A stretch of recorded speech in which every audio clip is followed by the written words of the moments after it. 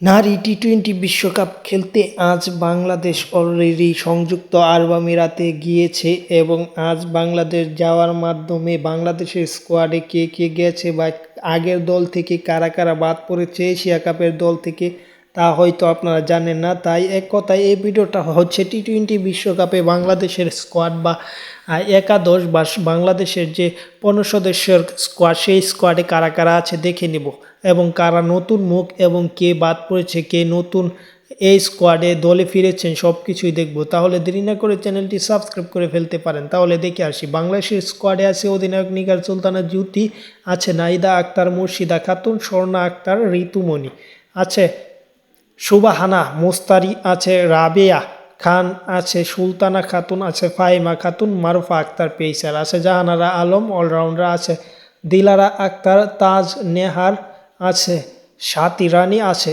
দিশা বিশ্বাস। এটি হচ্ছে মূলত বাংলাদেশের স্কোয়াড এবং নতুন মুখ বলতে এখানে একজনই নতুন মুখ, সেটা তাজ নেহার। এবং যদি দলে কারা কারা ফিরেছে আগের দলে যারা ছিলেন না এশিয়া কাপের সেই দলে কারা কারা ফিরেছে তাই দেখব।